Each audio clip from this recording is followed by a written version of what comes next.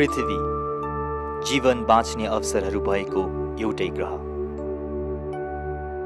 जहाँ एउटा जीवन जन्मन्छ र हुर्कन्छ। प्रकृतिले दिएका यिनै वरदानहरूको सहारामा अनि प्रकृतिका यिनै उपहारसँगै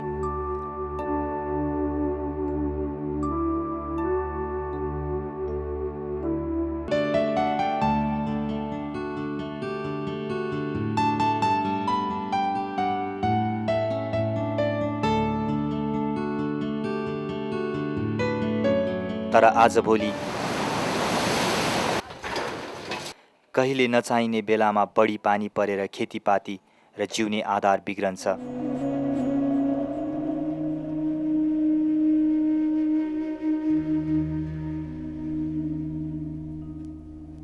कहिले चाहिने बेलामा पानी नभएर न खेतीपातीका लागि पुग्छ न पिउनका लागि।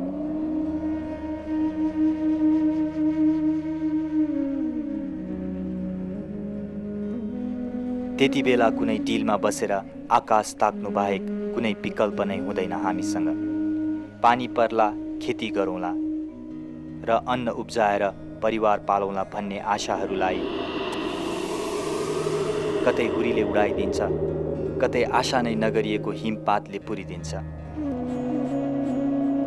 ढिलो भए पनि अब आफ्नो समयमा त बिउहरू त लाउनै पर्यो होइन, अन्त बाध्यतावश पनि लाउनु पर्यो। अब यो माघ भरिभरिमा रोपिसक्नुपर्छ।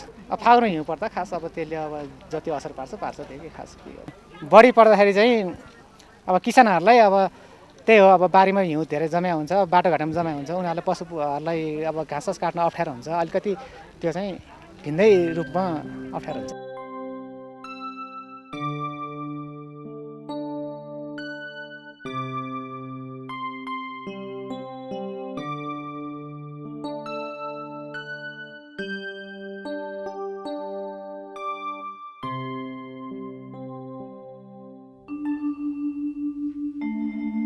मानव मात्र के, जीवजन्तु र वनस्पति समेतले भोग्दैछन् यी प्राकृतिक असन्तुलनका पीडाहरूलाई।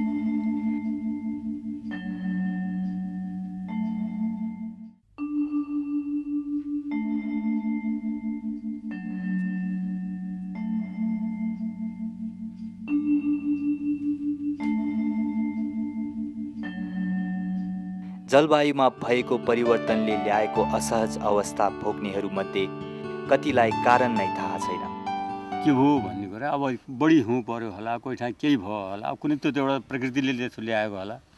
वास्तविक हामीलाई अरू कुरो केही थाहा छैन। कतिका आफ्नै अनुमानहरू छन्। यहाँ चाहिँ पहिरो गएको मैले चाहिँ एउटा सुनेको के भने जुन लेक साइडको जुन ठाउँमा गएछ पहिरो, त्यहाँ चाहिँ कति 50-60 वर्ष अगाडि पनि गएको थियो अरे एकपल्टि। कार्तिकमा पनि पहिरो गएको ठाउँ हो त्यो भन्थे होइन। त्यो चाहिँ मैले सुनेको, नत्र भनेदेखि अन्ततिर यसरी पहिरो गएको चाहिँ थाहा थिएन कि। जानलाई जान्थ्यो, सामान्य पहिरो जान्थ्यो कहिले कहिले होइन, यही असार साउन भयो त तर चाहिँ यति ज्यादविधि भएर जाँदैन थियो कि।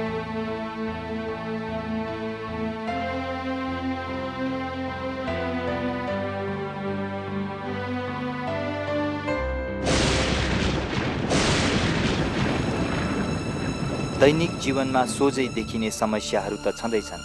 त्यसमाथि असमयमा आउने बाढी र खडेरीको कारण, हिम अंशहरूको बढ्दो पग्लने दर अनि जलवायुको ढाँचामा नै हुँदै गएको परिवर्तनको विषय त छन् सर्वसाधारणको बुझाइभन्दा बाहिर रहेको छ। साँच्चै नै अहिले क्लाइमेट चेन्ज भनेको के हो, क्लाइमेट चेन्जमा कुन प्रकारले भइरहेछ। अब यहीँ भन्दाखेरि कहिले मौसमको कुरा गर्दा मौसमी परिवर्तन भनिदिन्छन्, कसैले जलवायु परिवर्तन भनिदिन्छन्। यी दुईटा त फरक हुन्। आधुनिक विश्वको परिकल्पनासँगै विकास भएको आधुनिकीकरणले हामीलाई सुविधायुक्त जीवन त दिएको छ, तर यसले हावामा कार्बनको मात्रा बढाउने इन्धनमाथिको निर्भरतालाई पनि बढाउँदै लगेको छ। क्लाइमेट चेन्ज एउटा चाहिँ ग्लोबल इम्प्याक्ट हो यो।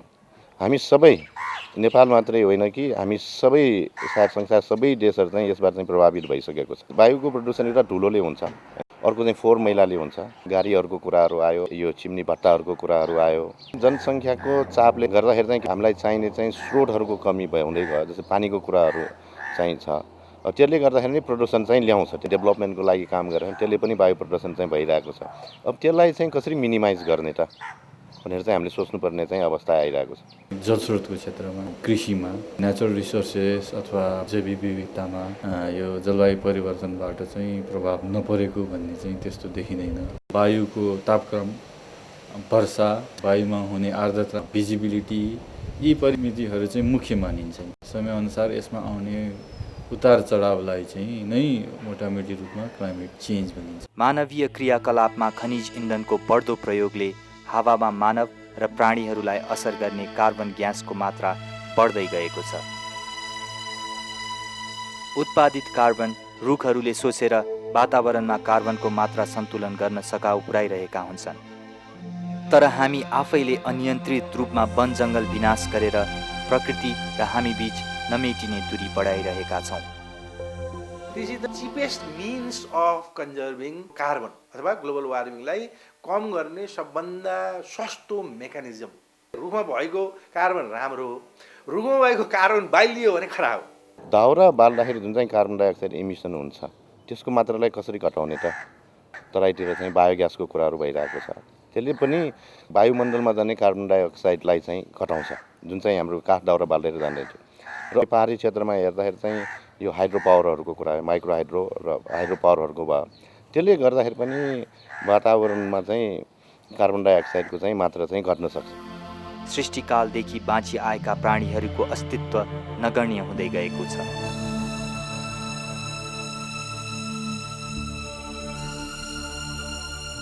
क्लाइमेट चेन्जले अनिश्चितता ल्यायो भने उदाहरणको लागि निश्चित जाडोको समयमा चराहरू जाडो खेल्न भनेर अरू देशबाट हाम्रो देशको बाटो हुँदै चाहे हाम्रो देशको तराईतिर अथवा भारतवर्षमा पुग्छन्।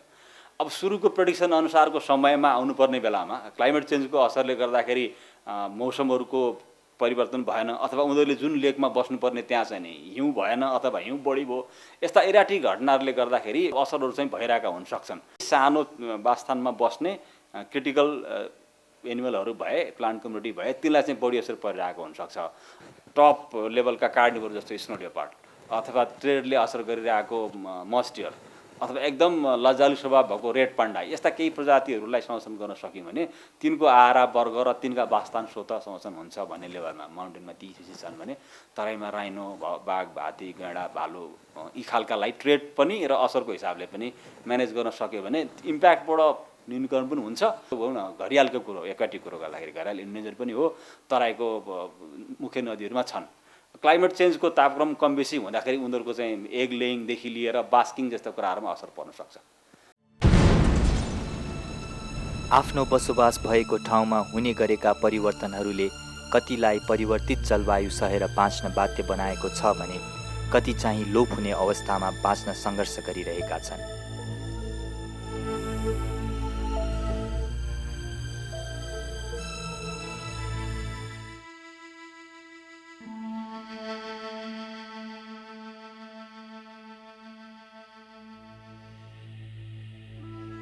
कति जीवजन्तु, चराचुरुङ्गीहरू आफ्नो वासस्थान छोडेर नयाँ गन्तव्यको खोजी गर्न बाध्य छन्।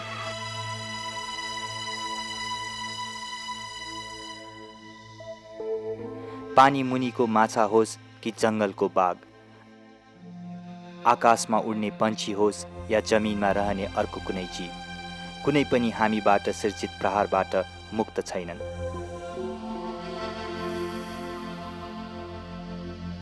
मानव मात्रको जन्मदर बढ्दै जाँदा उनीहरूको लागि आवश्यक बसोबास क्षेत्रको विस्तारीकरण र मानवसँगै जोडिएर आएका विकासका कार्यहरूको कारण वन विनाश हुँदै गइरहेको छ। हामीबाट उत्पादित कार्बनलाई रुख बिरुवाले सोसेर लिने गरेकोमा बिरुवाको विनाशले हावामा carbon dioxide, ozone, methane, nitrous oxide जस्ता हरितगृह ग्यासहरूको मात्रा बढ्न जान्छ, जसको कारण जलवायुमा हुने परिवर्तनले स्वास्थ्य, कृषि, जलस्रोत, वन तथा वन्यजन्तु प्रजाति आदिमा सोझो असर पर्दछ।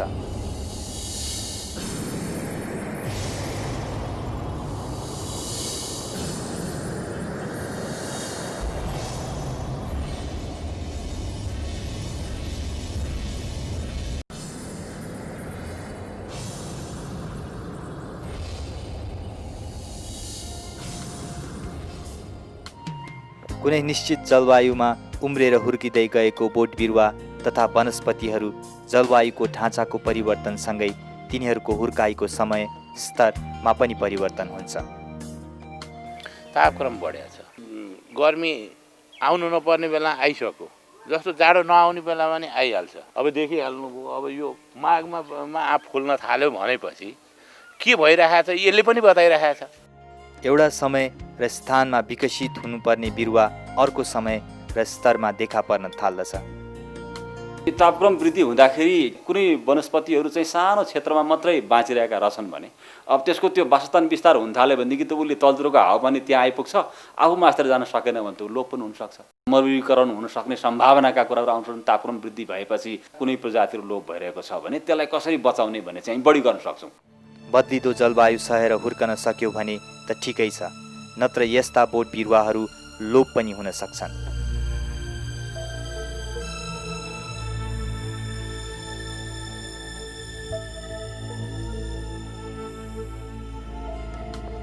यो असहज अवस्थाबाट पार पाउनको लागि जलवायुको परिवर्तन प्रक्रियालाई अध्ययन गरी सो अनुकूल खेतीपाती र वनस्पति संरक्षणको प्रविधि पनि विकास गर्दै लैजान जरुरी छ।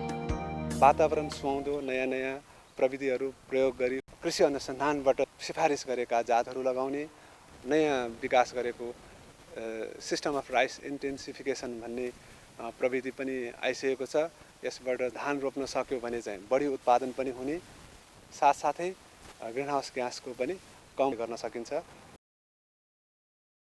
मलेरिया, जापानिज इन्सेफलाइटिस जस्ता रोगहरू जलवायु परिवर्तन सँगसँगै यस्ता स्थानहरूमा पनि देखा पर्न थालेका छन् जहाँ पहिले यस्ता रोगहरू छँदै थिएनन्।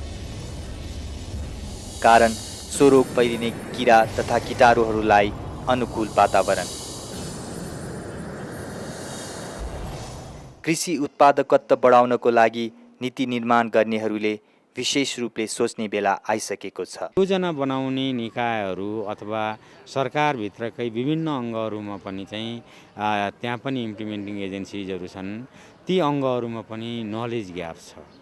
यो क्लाइमेट चेन्जले गरेर देशमा चाहिँ के इम्प्याक्टहरू, नेगेटिभ इम्प्याक्टहरू आइरहेछ भनेर चाहिँ त्यो स्टडी पनि गर्नु पर्यो र त्यो स्टडीको आधारमा चाहिँ अब के गर्ने त हामीले भनेर कुनै स्ट्र्याटेजी बनाएर अगाडि चाहिँ कार्यक्रमहरू बनाएर चाहिँ अगाडि जानुपर्छ जस्तो लाग्छ।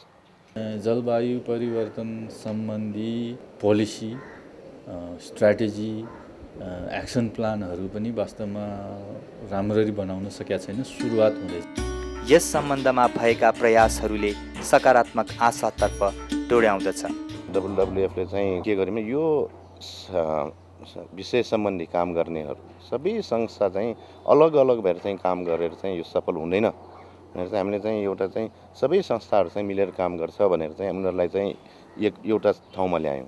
पहिलो चिज भनेको कुनै पनि कामकोलाई भनेको चाहिँ त्यसको बारेमा बुझ्नुपर्छ, आफूले पनि बुझ्नुपर्छ, अर्कालाई पनि बुझाउनुपर्छ भनेर चाहिँ हामी चाहिँ यो जनचेतना चाहिँ जगाउने हिसाबले विभिन्न ठाउँमा गएर चाहिँ मिटिङहरू गऱ्यौँ, हाम्रो चाहिँ विचारहरू राख्यौँ, उनीहरूको पनि विचारहरू सुन्यौँ, हामीले एक्सपर्टहरू ल्यायौँ, बाहिरबाट पनि ल्यायौँ, यहाँको चाहिँ नेपालमा एक्सपर्टहरूलाई पनि यसमा चाहिँ युज गऱ्यौँ। क्लाइमेट चेन्जले चाहिँ नेपालमा चाहिँ के इम्प्याक्ट भइरहेको छ भन्ने सम्बन्धी चाहिँ बुझ्नु पनि पहिला पर्छ। त्यसको लागि चाहिँ हामीले चाहिँ यो डिपार्टमेन्ट अफ हाइड्रोलोजी र मेट्रोलोजीसँग मिलेर नोङजुम्बा ग्लेसियर र खुम्बु ग्लेसियरमा चाहिँ हामीले चाहिँ अनुसन्धान गरिरहेका छौँ। जलवायु परिवर्तनको कारण बेला कुबेला हुने प्राकृतिक प्रकोपले ल्याएको दूरगामी असरबाट बच्नका लागि बेलैमा ध्यान नदिए भोक, रोग जस्ता समस्याबाट बचिन सकिने अवस्था छैन। त्यति मात्र नभई बाँझोपन, बाढी, असिना आदिले गरेका खाद्यान्न विनाशको त झन् लेखाजोखा नै छैन। खनिज इन्धन प्रयोगको कारण यातायात, कल कारखानाहरूबाट निस्किएका धुवाँ तथा रसायनले वायुमण्डलीय तापक्रमलाई बढाउँदै लगेको छ।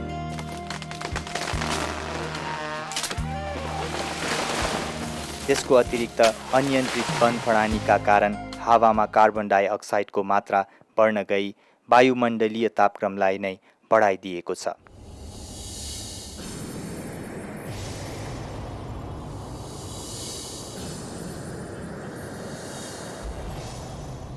जलवायु परिवर्तनले पार्ने अर्को असर प्राणीहरूको रहनसहन हो। कुनै एक ठाउँमा बसोबास गर्दै आएका जीव तथा चराचुरुङ्गीहरू जलवायुको परिवर्तनसँगै आफू बाँच्न सक्ने रहनसहन र बसोबास गर्न सक्ने क्षेत्रको खोजी गर्न बाध्य हुन्छन्। नयाँ स्थानमा स्थानान्तरण भएका प्राणी तथा वनस्पतिहरूले उचित वातावरण नपाएमा लोप हुन सक्ने सम्भावना नकार्न सकिन्न।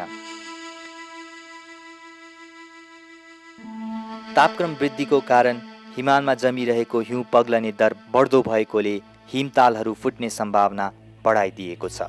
तापक्रम यहाँ व्यापक रूपमा वृद्धि भइरहेछ र त्यसले गर्दाखेरि हिमखण्डहरूमा क्रायोस्फियरमा पनि परिवर्तन आइरहेको, यहाँका हिम नदीहरू ह्रास उन्मुख भएको हामीले पाएका छौँ।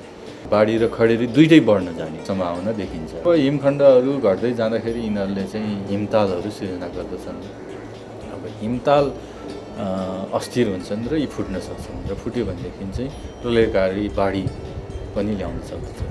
ग्लेसियरलाई नै हामीले एउटा फ्रेस वाटर रिजर्भायरको रूपमा लिन सकिन्छ। यो मुख्य ठुल्ठुलो रिभरहरू चाहिँ कर्णाली, नारायणी, यिनीहरू सबै चाहिँ के हुन्छ snow fed river, snow and glacier fed river.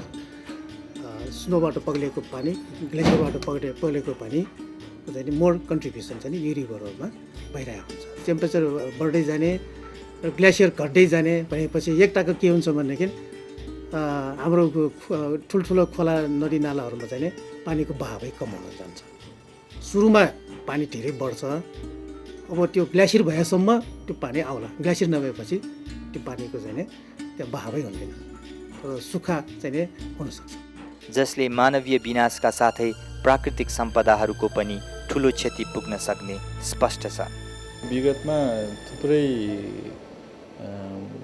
हिमताल विस्फोटन प्रकोप ग्लफका घटना भइसकेका छन्। करिब 1985को डिक्चुको हिमताल विस्फोटन, जुन चाहिँ खुम्बु क्षेत्रमा डिक्चु भन्ने हिमतालमा चाहिँ लाङमुची भन्ने एउटा भिरालो हिमनदीबाट ठुलो हिम अंश चाहिँ खस्न गएर जुन छाल आयो, छालले चाहिँ त्यहाँको त्यो ताललाई रोकेर राखेको मोरेमलाई भत्काइदियो र त्यहाँबाट त्यो बाढी तल आयो र यसले गर्दाखेरि त्यहाँ भर्खर समाप्त भएको एउटा थामे जलविद्युत योजना जुन चाहिँ समाप्त भएर सञ्चालनको लागि एकदम सञ्चालन गर्ने अवस्थामा आइरहेको थियो, त्यो चाहिँ पूर्ण रूपमा ध्वस्त भयो है।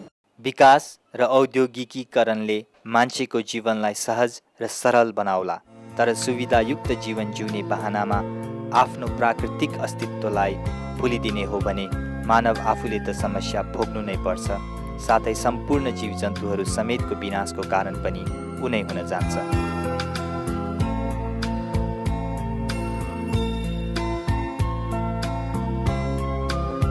दैनिक जीवनलाई चलाउने बहानाहरूबाट एकछिन निस्किएर आफ्नो लागि चाहिने आधार सिर्जना गर्न आजैदेखि लाग्नुपर्ने देखिन्छ। यदि मानवले आफ्नो मात्र अस्तित्व र आफ्नो मात्र सुविधा हेरेर प्रकृतिलाई परिवर्तन गर्न चाह्यो भने आफूसँगै सृष्टि भएका अन्य जीवात्माहरूको पनि उपस्थितिको आशा नगरे हुन्छ। आफूसँगै सृष्टि भएका अन्य जीवात्माहरूको उपस्थितिलाई आफ्नो आउँदो पिँढीसम्म लैजाने हो भने हामीले आजैदेखि सकारात्मक ढङ्गले तापक्रम वृद्धिको कारण तत्त्वहरूलाई घटाउँदै लैजानुपर्ने देखिन्छ। संरक्षण र जीविकोपार्जनलाई सँगै जोडेर कसरी अगाडि लग्ने, हामीले चाहिँ यो प्राकृतिक स्रोतलाई चाहिँ बिना बुझेर एउटा चाहिँ अनसस्टेनेबल रूपमा चाहिँ जुन चाहिँ हामीले प्रयोग गर्दै लग्यौँ, यसलाई सम्वर्धन गर्नु भन्दा चाहिँ त्यसले चाहिँ यो बिगारेको डिमर्तापूर्ण कसरी चाहिँ यसलाई युज गरेर जानुपर्छ भनेर त्यो चाहिँ हामीले चाहिँ बिर्स्यौँ जस्तो लाग्छ। मानिसहरूमा आएको चाहिँ एउटा चाहिँ लोभ, एउटा विकृति होइन, एउटा चाहिँ रिसोर्सलाई चाहिँ आजैको लागि मात्रै विचार गरेर चाहिँ युज गर्ने, भोलिको लागि विचारै नगर्ने, त्यो प्रवृत्तिले गर्दाखेरि चाहिँ यो ह्रास आएको जस्तो लाग्छ। सुरक्षित बनाउने हो कि असुरक्षित भएर जाने हो, यो सबै कुरा त मानिसमै भर पर्छ। अनि मात्र यो पृथ्वीको स्वरूपलाई एउटा सजीव ग्रहको रूपमा परिकल्पना गर्न सक्छौँ, हामी प्राणीहरूकै सामूहिक घरको रूपमा।